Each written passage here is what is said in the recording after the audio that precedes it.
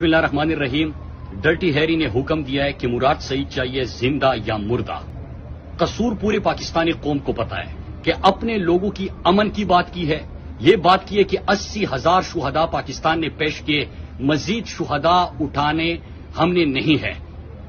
ہم نے یہ کہا ہے کہ آواز اٹھانا جنازے اٹھانے سے بہتر ہے۔ ہم نے یہ کہا ہے کہ ہم نے خوشحالی، ترقی اور امن دیکھا ہے، ہم کسی کو بھی اجازت نہیں دیتے کہ ہمارے لوگوں کو ایک دفعہ پھر سے ایندھن بنائے جائے، اور یہ جرائم کی تفصیل بڑی خطرناک ہے۔ میں اپنی قوم کو بتانا چاہتا ہوں کہ یہ مراد سعید کو اگر رستے سے ہٹانا چاہتے ہیں تو آپ نے رکنا نہیں ہے، آپ نے خود فیصلہ کرنا ہے کہ آپ نے خودداری سے جینا ہے،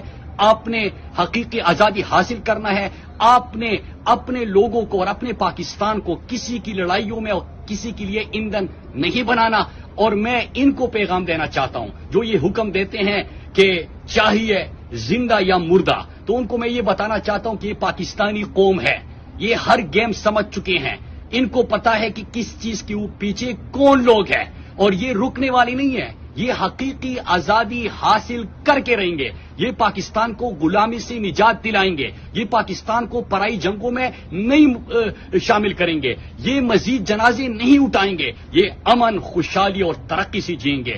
یہ پاکستان ہے، یہ نیا پاکستان ہے۔